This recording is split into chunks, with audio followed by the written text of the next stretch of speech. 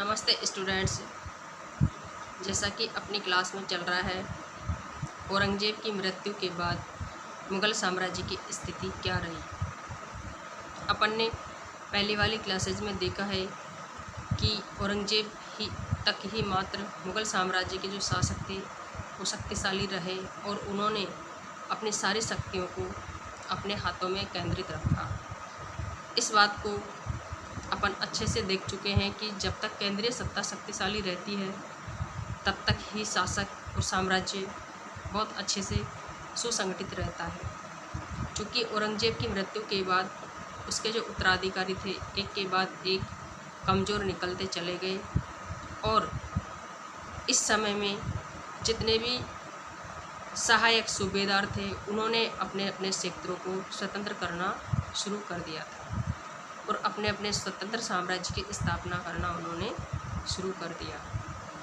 इसके साथ ही भारत में यूरोपीय कंपनियों का आगमन भी चलना शुरू हो गया था। अपन ने देखा था कि भारत में कितनी शक्तियाँ आती रही और उनका प्रमुख लक्ष्य एक ही था कि भारत से जितना हो सके धन कमाया जाए और अपने स्वदेश पहुँचाया जाए। जिनमें सबसे पहले भारत में पुर्तगाली आए। 1498 ईस्वी सन में वास्को डी गामा पहला पुर्तगाली व्यक्ति था जो कि भारत से व्यापार करने के लिए और धन कमाने के लिए भारत में आया था। इसके बाद अपन ने देखा पुर्तगालियों के बाद डच आए। डच के बाद अंग्रेज़, फ्रांसीसी आदि यूरोपीय जातियाँ भारत में आती रही और इन्हीं में आपसी संघर्ष शुरू हो गया था, क्योंकि सभी चाहते थे कि हम ही हमारी कंपनी को मजबूत करके हमारी ही सत्ता भारत में स्थापित करें और भारत से हम अधिक से अधिक धन कमा करके स्वदेश पहुंचाते रहें। इसी समय धीरे धीरे आगे चल करके इन सारी परिस्थितियों से भारत में पानीपत के तीसरे युद्ध की परिस्थितियां शुरू होती चली गई। आज अपन देखते हैं कि भारत में मराठों का उत्कर्ष किस प्रकार से हुआ था। इसमें अपन देखते हैं शिवाजी के वंशज। क्योंकि छत्रपति शिवाजी की मृत्यु के बाद जनवरी 1681 ईस्वी सन में शिवाजी का ज्येष्ठ पुत्र संभाजी गद्दी पर बैठा था।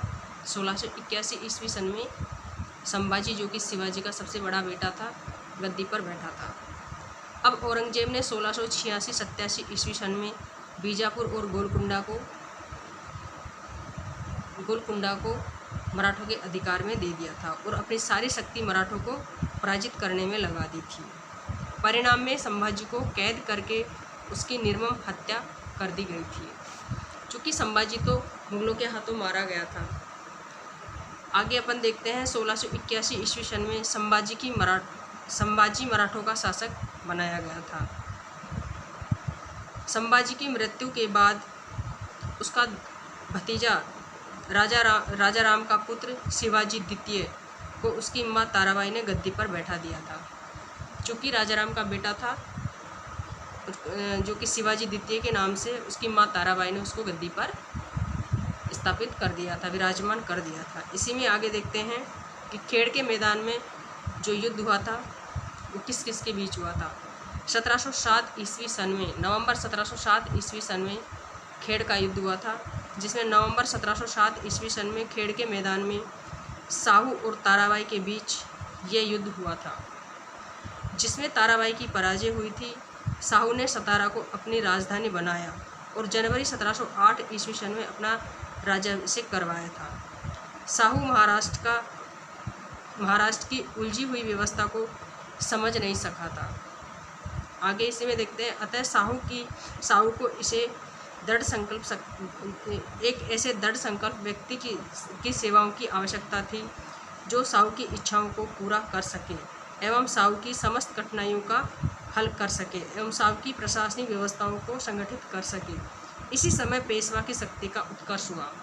पेशवा का अर्थ होता है प्रधानमंत्री, एज इट इज, जो सारी शक्तियों को अपने हाथ में केंद्रित कर सकता है, रखता है और सारे प्रशासनिक व्यवस्थाओं को अपने हिसाब से वो व्यवस्थित करता है। तो मराठों में भी ऐसी एक शक्ति जिसको कि पेशवा के नाम से जाना जाता है, उसका उत्थान हुआ या आविर्भाव हुआ।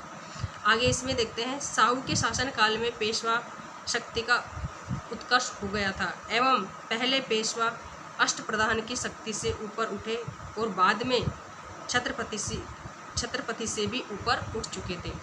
अष्टप्रधान क्या होती है? चूँकि मराठों की एक ऐसी जो प्रशासनिक व्यवस्था थी जिसमें 8 मंत्री होते थे और उन मंत्रियों के आधार पर ही सारी मराठों की प्रशासनिक व्यवस्था को संचालित किया जाता था।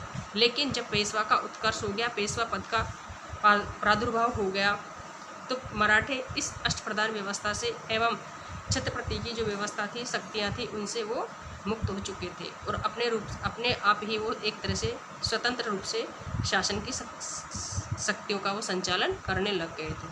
इसी में आगे देखते हैं पेशवाओं का उत्थान। पेशवा शक्ति का उत्थान मुख्य रूप से बालाजी विश्वनाथ की सेवा के कारण हुआ था। बालाजी विश्वनाथ को 16 नवंबर 1713 ईस्वी सन को पेशवा पद पर नियुक्त किया गया था। पहली बार बालाजी विश्वनाथ को 16 नवंबर 1713 ईस्वी सन को पेशवा पद पर नियुक्त किया गया था। बालाजी विश्वनाथ ने ताराबाई की सत्ता को समाप्त कर दिया और 1720 ईस्वी सन में बालाजी विश्वनाथ की भी मृत्यु हो चुकी थी। इसी में आगे देखते हैं बाजीराव 1720 से 1740 ईस्वी सन।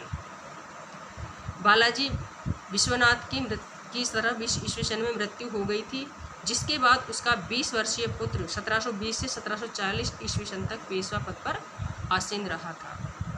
चूँकि वैसे भी 1713 ईस्वी सन में जो पहला पेशवा था वह था बालाजी विश्वनाथ और उसका बेटा जो कि 20 वर्ष की आयु में 1720 से 1740 ईस्वी सन तक बाजीराव के नाम से पेशवा की गद्दी पर आसीन हुआ था। इसी में आगे देखते हैं बाजीराव ने मराठों के प्रभाव को और अधिक बढ़ाया था। बाजीराव ने निज़ाम उल मुल्क को 2 बार पराजित किया था।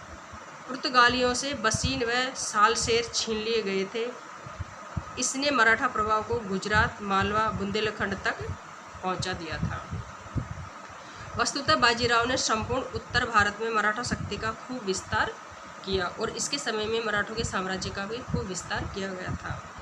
इसी में आगे देखते हैं 28 अप्रैल 1740 ईस्वी सन को बाजीराव की भी मृत्यु हो गई थी। बाजीराव 1740 से 1761 ईस्वी सन जो अगला पेशवा था, उसका पहला पेशवा कौन था? बालाजी विश्वनाथ, जो कि 1713 ईस्वी सन में पहली बार मराठों में पेशवा पद पर नियुक्त किया गया था।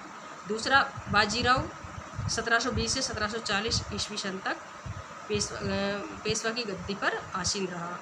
थर्ड था बालाजी बाजीराव, जो 1740 से 1761 ईस्वी सन तक मराठों में पेशवा के पद पर नियुक्त रहा।